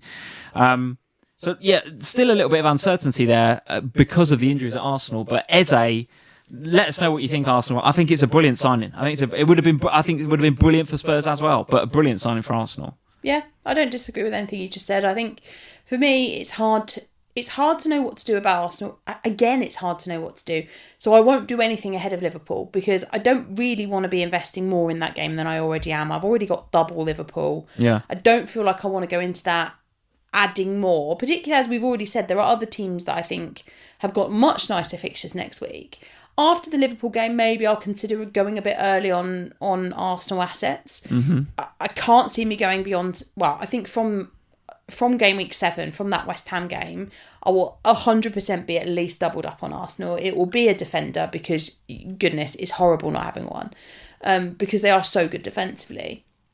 And then it's just how you go with the attack. And I think, Saka is obviously what he is at 10 million. If Gyökeres is going to be the penalty taker, I think he becomes a far better option than Saka, and he's £1 million less. Reasonable chance he is, even when Saka's fit. Yeah, well, Arteta said he is his best penalty taker. Yeah. So let's see how that pans out. But at 9 million, I think he's a better option than Saka, if on penalties.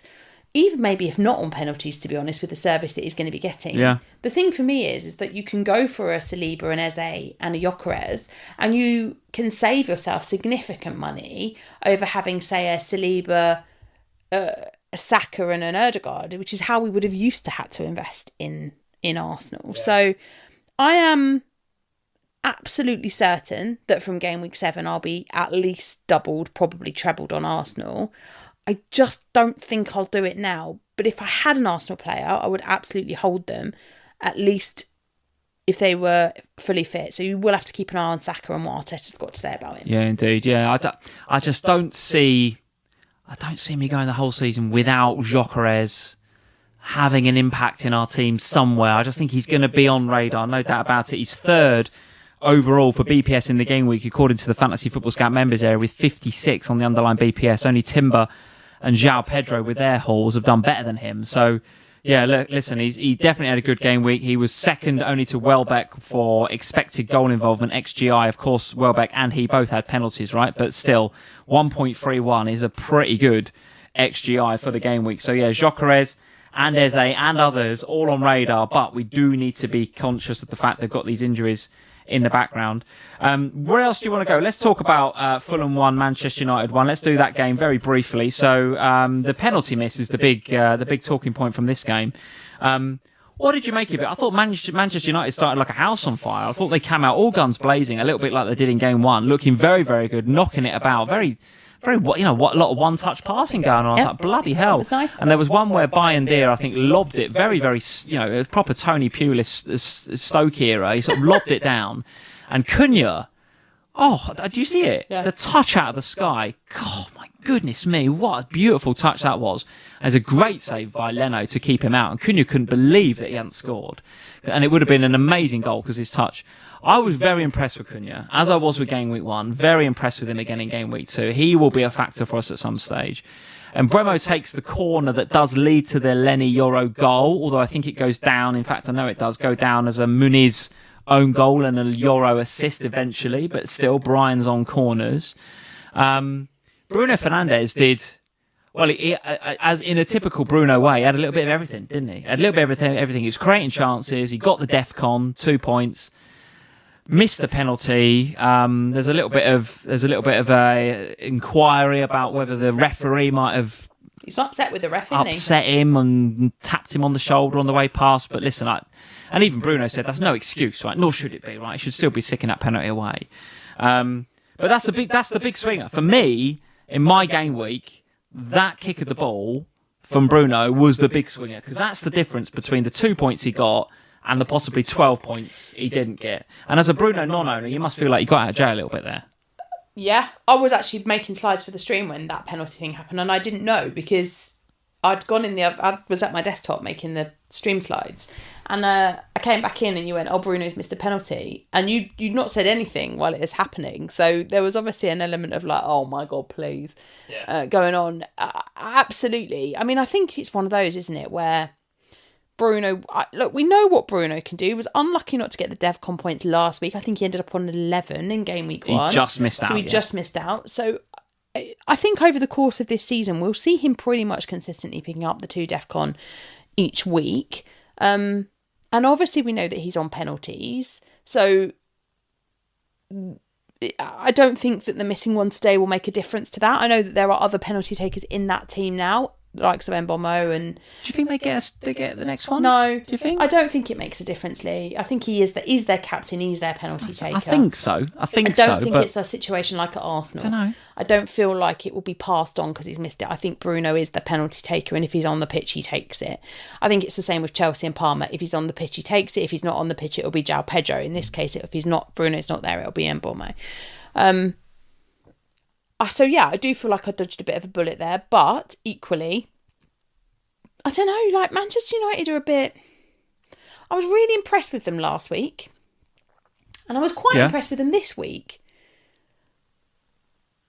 But I just don't... Kind of a typical Man United performance from last season though, wasn't it? Yeah. Like, good, promising, can't get it over the line. No. I mean, even the Smith Rowe, like, I've got Dorgu, who I thought had a pretty good game, and the clock ticks past 80 minutes, and I'm like, I might just get a clean sheet out of Dorgu here. Well, no, didn't get that either, did I? No, same way you hit the post last week, wasn't it? Yeah, it's just like, Christ almighty. Now, with the Manchester United fixtures, let's have a look at them. They don't look too bad, actually, particularly if you look at them for next week. So Burnley at home looks good. I ain't selling either Bruno or Dorgu ahead of that, am I? And then it's Manchester City away, Chelsea, Brentford away, Sunderland. So would you trust Bruno Fernandes with the captain's armband next week? We will talk about that in just a second, Sam. We'll talk about that. Let's crack on. Sorry, wrong screen. Let's crack on with the rest of these games and do Everton 2, Brighton 0.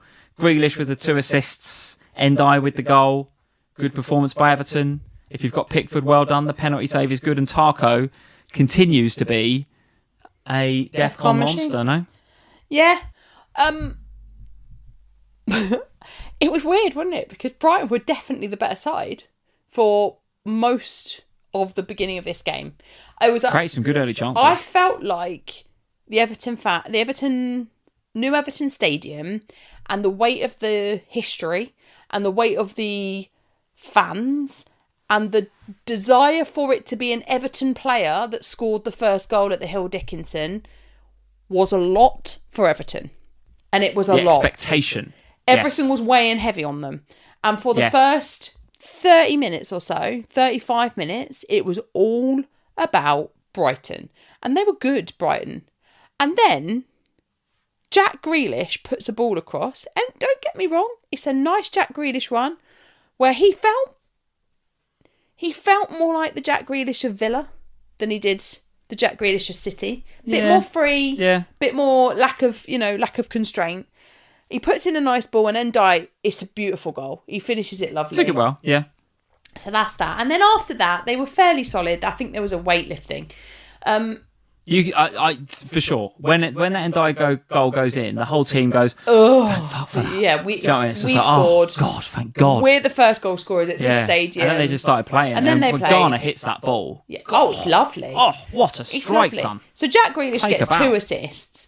But actually, both the goals are finished well by the play. Like, they're sort of, I mean, the Ghana one is just a pass. Yeah, but you say that, but if you go back and watch that goal, the fact that Grealish gets the ball at his feet and runs at a defender, which is what he does best. For the first goal? No, the second one. He's got, so the fullback comes close to him, and then Grealish is running at him, so he backs off. It creates the space then. Yeah, for sure. For Ghana, and Grealish is just like, well, you have it then, mate. He's not expecting Ghana to belt it like he does. Yeah. But the Grealish is... The way that Grealish moves and his directness towards goal means that it creates the space for others. So, yes, I was fully prepared to go, what Grealish owners, two of the jammiest assists you'll ever see. But no, fair dues. They were good. I feel like Dewsbury-Hall is the biggest mistake we've made in FPL this season so far. He is not playing where I thought he was going to play. He is not in those attacking positions that I need him to be in. And I know you can come up with the he's cheap. I know that.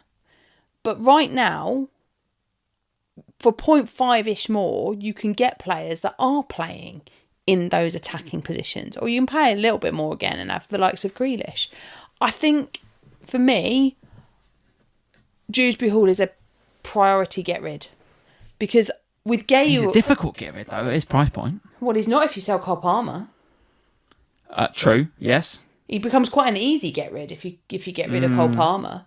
And I think the problem is that I don't like having him and Guiu because it basically means I have to play one of them every week. Yeah. And I don't want to play either of them, really, is the problem. So I could play 4 at the back, but I don't really want to do that because there's so many great attacking options that Dewsbury-Hall is a priority sell. Okay.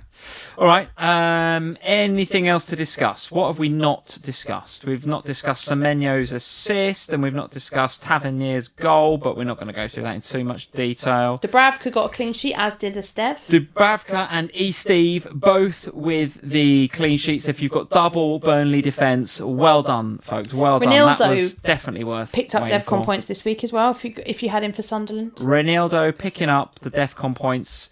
Forest and Palace playing out a draw. An assist for Munoz again. Nothing for Mateta. Struggling with him, or are you okay to hold?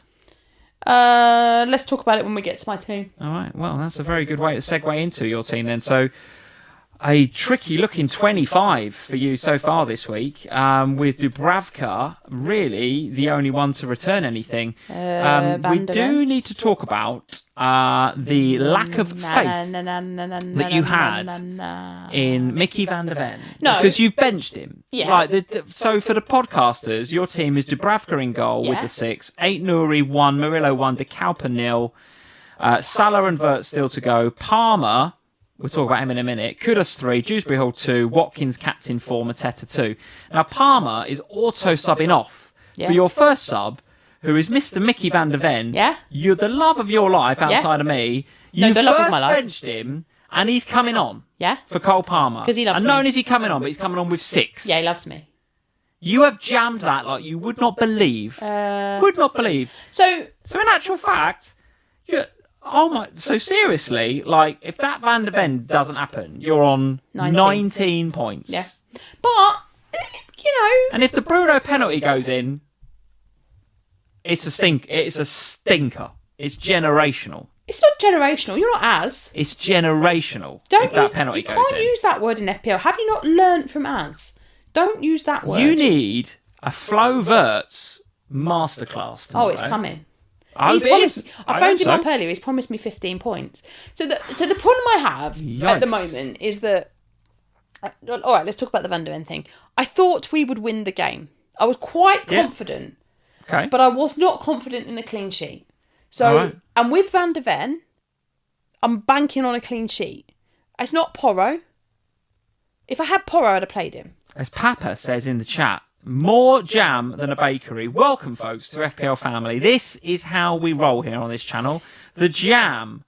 Mickey van der Ven off the bench with the 6. There's George. He's in with the jam emojis. Absolutely right, mate. Well, look, you win some, you lose some. I've lost everything else, so we take the Mickey van der Ven points. I think it has been... Thank God we were on holiday because everything was... And thank God Spurs won because I have been... kept happy by that because this FPL team has been, quite frankly, a disgrace this week. And if Mo goes off, he's very If Mo goes off, there's a lot of vice captains, Captain Palmer, vice captain Salas as well. If Mo goes off, I have got massive issues. I'll probably be last in the whole game. Right. The only thing I will console myself with is that it could have been worse. I'm not quite sure how, but it could definitely have been worse. There have, Yeah, sure. De Kalper, I should have played Ronaldo. I don't know why I didn't. I thought, I just didn't. I didn't want to play Sunderland versus Burnley. Right, so let's move on. 25 points. Your team for game week 3 then, you've already said you've had it with Watkins. You've already said Dewsbury-Hall is a priority sell. You've already said we've got to listen out for what's going on with Ait-Nouri and with Palmer. The thumbnail of this video, Sam, is all about activating a game week 3 wildcard. Could you activate your wildcard for game week 3? It's possible. I don't want to, for a couple of reasons, mostly Arsenal-based reasons. I would rather wait until 6. I'd like to go into 7 with an active wildcard, but... You pop the wildcard, though. You just roll your transfers through it. Yeah. But my issue here is that, generally speaking, if you've got 5 players in your team you hate, then's the moment. Well, Dewsbury-Hall is on my hit list. I'm really annoyed. He's your 5 million midfielder. Don't worry about him. No, I am worried about him because you shouldn't be... I can't have 2 crap attackers. I've got Guiu, who's crap, and I've got Dewsbury-Hall, who's worse than Guiu. Guiu, I'm expecting 1 pointers. Guiu's Brentford home next week. Could do well. Do well. Well, either way, I don't want either of them, really. The front 2... both of them I'm not happy with. Mateta, I love Mateta, and he's been so crap. He's got 3 to start. They play each other. And they're playing each other, and I don't know who's worse. And I don't want Watkins because I honestly don't think Villa have a plan B, and they've got no creativity. And I'm looking at Watkins, and I know what you're saying about the fixtures, but I don't like it. And then I've got Palmer, who maybe has got a groin injury. And then I've got Ait-Nouri, who God knows what's up with great Ait-Nouri, but he did not look good when he went off. And the fact that he plays on and then goes down again... I think that's a concern. So I'm looking at my team. At least you're playing Van der Ven next week. Oh, I'm definitely playing Van der Ven. So I'm looking at my team and I'm thinking, okay, where is the... I also don't have an obvious captain for game week 3. There is not an obvious captain there. Unless Palmer's fit? If Palmer's fit, maybe. I don't know how I feel about captaining Palmer. But I'm not... Do you know what I don't think I'd rather captain Kudus. Yeah, maybe. Genuinely. Maybe. So if I'd rather captain Kudus, what the hell's the point of having Palmer? Oh, that's going to be a good game, Bournemouth coming to you. 2 teams with a lot of energy. It's going to be a good game. Attack. Yeah, good game. So I'm looking at my team thinking, I hate you, most of you. Not you, Van der Ven, I love you. But the rest of you, I'm not loving. So game week 3 wildcard could be on the cards. Yeah, but so then I thought, right, okay. So I'm sat in here, Bruno's missing penalties. I'm making these stream cards, and then I'm thinking, maybe I should hit the wildcard button. So then I started pondering on a wildcard, but actually the reality is, and I have done one. We'll show you. Lee can show it, and we can. Do you want me to put it up now? Yeah, put it up. All right. Talk the podcasters through it first, though. All right, so if you were going to wildcard in game week 3, why don't I talk the podcasters? It's all right. I got it here. So right, I think the thing is that. All right, I'll read it out. So at the moment, I'd keep the goalkeeper. So Dubravka and Sales, I'm happy with them. That's fine. Right. Back line. And this is where it gets a bit iffy because I think I need to wait and see. Murillo, Van der Ven, Ronaldo probably all stay. Cucurella would come in. I've got Fabian Schär at the minute. Where's he come from? Well, Fabian Schär? I quite like the idea of an additional premium defender. So I went for him on the basis that... Where's he? Literally come out of nowhere there. The fixtures are nice after Liverpool.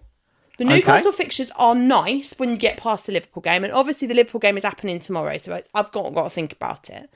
So after that, I do quite like Newcastle's fixtures. I do like how solid they were defensively in game week 1.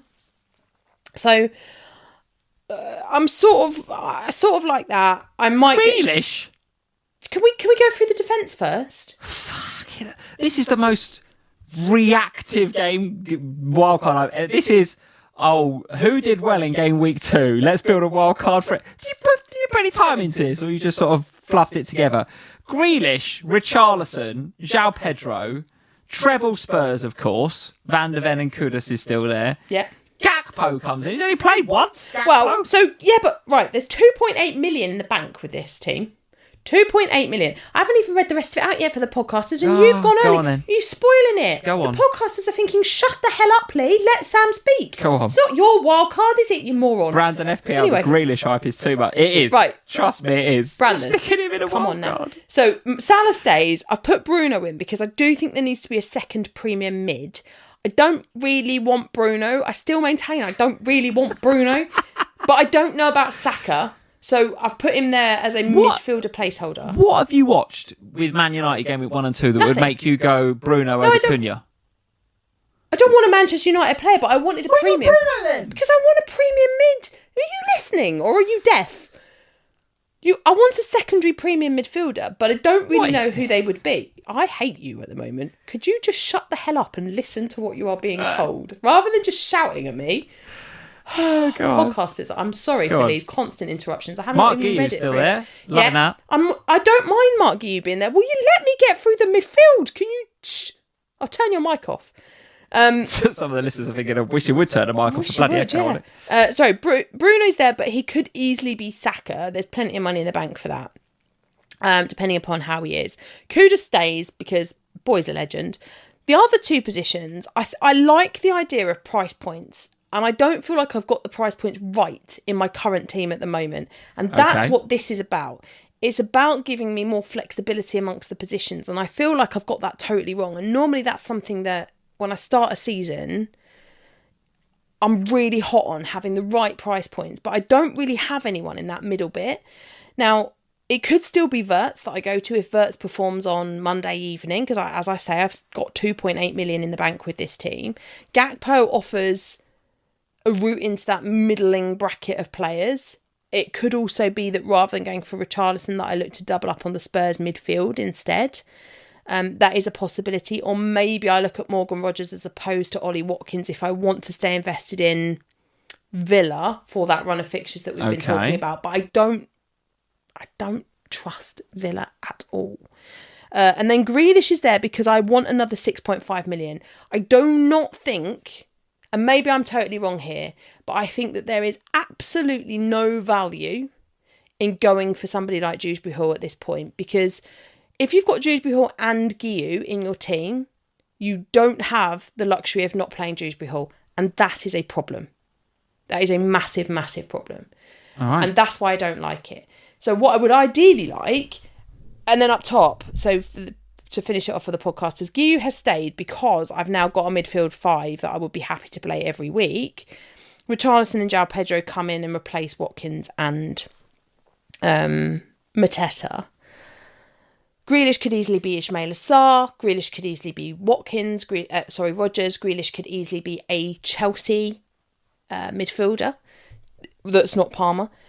It could easily be another Spurs midfielder. There's so many potential options that you can go to from that. No City in this draft. There is no City.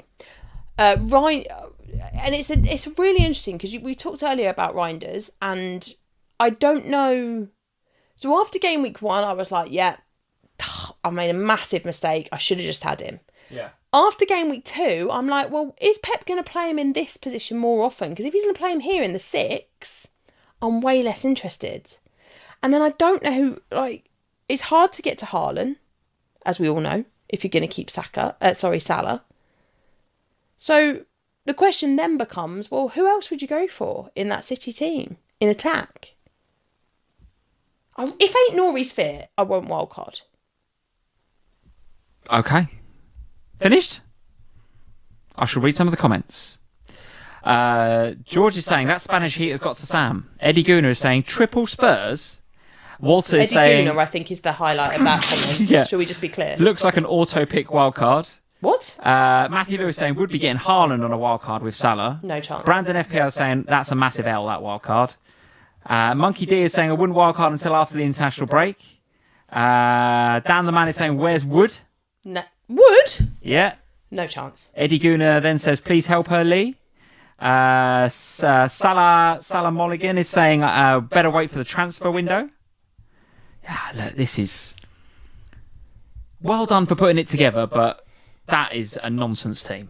God, that is, you cannot wildcard to that team. Why not?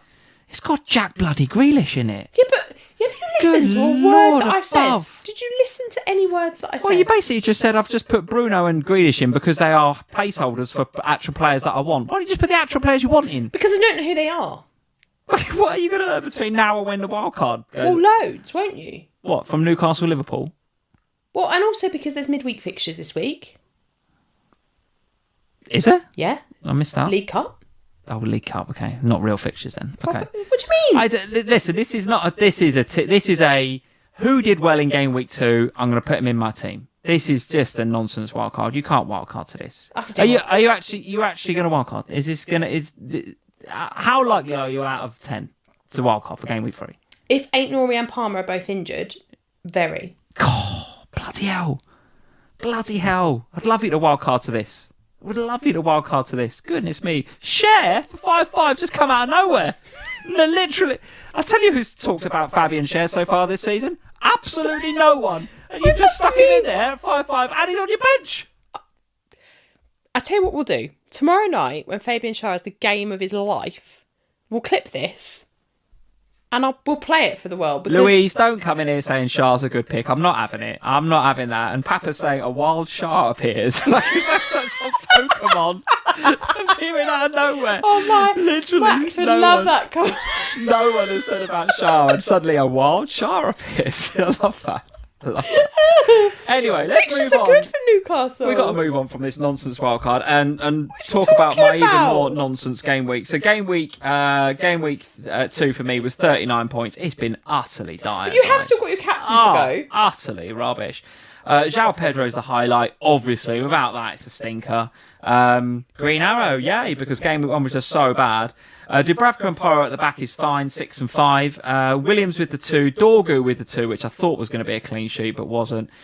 Salah captain and Gakpo in midfield still to go. So still, 2/3 players to go.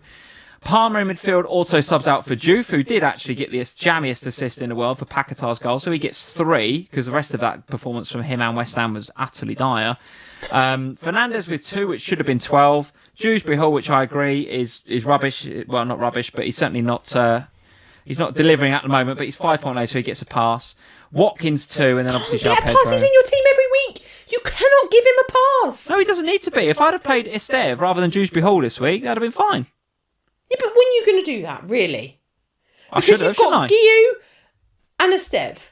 In reality, so next week, what are you going to do? Well, I'll tell you. Here's my team for next week. So you're playing Dewsbury-Hall again? Playing Dewsbury-Hall again. Because he's crap, Lee. Well, our Wolves are really good. He is not an FPL asset. So what are you going to do about him? Because you've got no money in the bank. So what are you going to do? Rid him off completely. He's absolutely crap.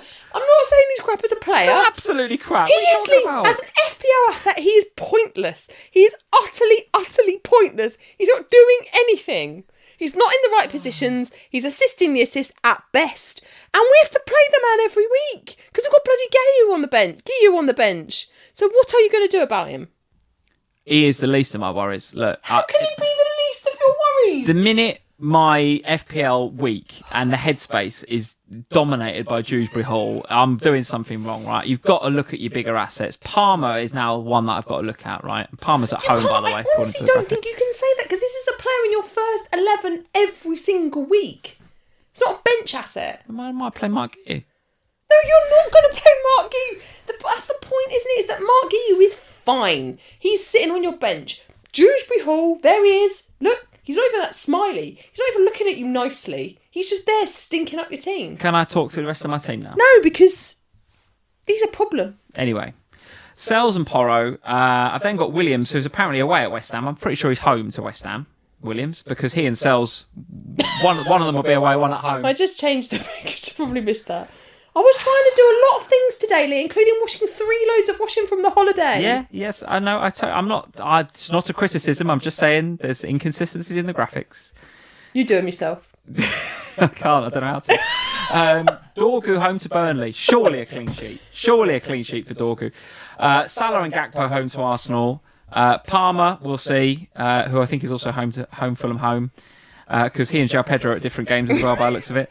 Palmer's not playing. Bruno Fernandes, home to Burnley. Currently the bus captain, Bruno Fernandes. Then the mighty Kieran Dewsbury-Hall at Wolves. Watkins at home to Palace. Joao Pedro home to Fulham with Dubravka, Guiu, Esteve and Diouf on the bench. That actually is fine. If I did nothing this week, I'm okay with that. I am absolutely okay. Look how many players I have at home. All my big players are playing at home. In fact, only Dewsbury-Hall is away in my first 11 next week. So they're all at home. Now listen, Liverpool and Arsenal, that is a difficult game, no doubt about it. But can we score goals? Yes. Will we concede goals? Yes. Dorgu and Palmer at home to Burnley. I like it. I hope they do better than they did today. Double Nottingham Forest defence against West Ham at home. Yes. Porro with attacking intent at home to Bournemouth. I like it. Chelsea boys. Perfect. This team is fine. Your team is fine. This team is fine. The whole point of the first few weeks in FPL for me is understanding and gathering knowledge and seeing what happens. We've gathered a lot of knowledge. I won't be making a transfer here. Right. I won't be making a transfer here. Unless he comes out and he says Palmer's out for 2 months, I'll change him. I don't know who to yet. All right, let's run a test. If he says Palmer's out for a week, keep him. And play who? Get you. He's not going to start. He might do. No, he won't. Move on. 2 weeks? Yeah, probably so. Right. Probably so. So if I make a transfer this week, it'd be Palmer. But I'm not looking at this going, I need wholesale changes. You do, because you've got no Manchester United for next week. I don't want any Manchester United. Have you watched them? I just want Dewsbury-Hall out of my team. I think you've been very harsh on Dewsbury-Hall. I don't. I'd anyway, far rather have Jack Grealish. This team is fine, and if I can, I will roll. And I would like to go into game week 4 with 3 transfers. I'd like to get to a point where I'd possibly even wildcard in game week 4, 5, 6 to take advantage of the fixture swing for a lot of clubs, including Arsenal, and have those transfers roll through my wildcard. And then I come out the other side of the wildcard and I've got maybe 4 transfers in the bank. This is fine. All right, my rank is probably the worst it's been for 10 years. That's not a problem. You are that meme. What meme? That this is fine with the room's on fire. We're in game week 2. Always playing every week. You'd rather play game. I can't understand what's happening. I cannot understand how you think that is fine. It's fine. It's fine. We're in game week 2. We are in game week 2. We are still understanding patterns in We've data understood enough to know that Dewsbury-Hall is a terrible pick. You pick. can't just write him off after 2 games. Dewsbury-Hall is a 5.0. What are you expecting? Hat-tricks every week? Okay, sell Guillou then. And now you've got a Grealish. Have a better asset in. You cannot have 2. You've basically got 2 burner slots. I'll tell you, the player that I'd most like to sell out this whole 15, Juve. He plays every week. Juve. West Ham crap and he's 4-5. I'll get Van der Ven, have double Spurs. Nah. Juve's the one most likely. You can't call that an assist for a Paquetá 0.01 XG. I mean, he's coming off your bench with actual points this week. That's more than Dewsbury-Hall does. Anyway, this is an easy roll next week, unless Palmer's out for a long time. Easy roll, unless Palmer's out for a long time. And then I might think about it. So yeah, the rank's currently 6.8 million for me, which is a green arrow. Yay, this week. Salah, captain, and Gakpo still to play. Salah and Havertz still to play for you. And yeah, wholesale changes for you next week, including Mr. Dewsbury-Hall out of your team, maybe a wild card, and all sorts going on. Whereas I'm just going to sit here and just watch it all. I'll get the popcorn out, watch it all happen, see you stress out about a wild card all week, and I'll just roll my transfer. I think you've lost your mind. Dewsbury-Hall is not fine. Sheldon is saying when the voice pitches go high, the echo reverb goes. Is that right? Oh, maybe we should talk like this the whole time then. Honestly, I think you've lost your mind. Oh, well, listen, lots to go this week. There's 824 people in. Thank you all for joining us at FPL Family here tonight. Leave us a like before you go. And Sam, before everybody disappears, what is going on this week? Oh, there's quite a lot. Where can they see us? Go on. Well, you can join Az and Lee on Off the Bench on Tuesday this week. Off the bench. Az will be talking about some generational talents. Lee will be talking about how Dewsbury-Hall is an absolute keep, apparently. Yeah. So they'll be doing that on Tuesday. You'll also be doing the Sky Sports podcast on Tuesday. Yeah, busy. Back-to-back podcast for you on Tuesday. So you'll be on busy. With James and Briggsy. On with James and Briggsy, yeah. And then on Thursday, I'll be back with as usual, doing the Q&A. Ohana podcast Thursday? There'll be an Ohana podcast on Thursday. And also, I'll be back with Jules and Kelly. I mean, they're all above me now. It's a disaster. If they have me back as an expert on that podcast, given the disaster that was Game Week 2. So I'll be doing that with them on Thursday as well. So busy day on Thursday. And then we've both got to go on Sky Sports. We're on Sky on Saturday. They're going to put our live ranks on the screen. I mean, let's ask Briggsy not to. Sugar. Because... Oh, God. I think we can... Here are our experts that we brought into the Sky Studios. One's on 6.8 million, one's on 7.3. Welcome, Lee and Sam. We'll ask Briggsy not to put our scores up at the beginning. Because he's a good lad, Briggsy. We'll say, Briggsy... Maybe we shouldn't put our league positions up right yet. Brucey's the producer of the show, in case you're wondering. He's on the good podcast. Friend of the show, good friend of the family. He's brilliant. So we're doing that on Saturday. We're supposed to be doing that on Friday, but then they moved the FPL deadline, so now we're doing that on Saturday. So we've actually got a very, very busy week this week. Yeah. Right. So yeah, that's what we're up to. Very good. All right. And just before we go, FPL Victoria's Secret. He or she? What do you think? Or they or them? Is it spelled victorious? Victorious. He. It's a guy. It's a guy. And on that bombshell, guys, leave a like before you go. Subscribe to the channel if you're new around here. We'll see you next week when Christ knows what's happening. I mean, Sam will have wildcarded. Dewsbury-Hall will be gone. He would have hauled at Molineux. Spurs will be top of the league. Spurs will be top. Oh my God, Spurs could be top of the league. And we'll see you for a Game Week 3 review. Same time, same place, 9 p.m. Sunday night. Cheers for joining, guys. Bye, guys.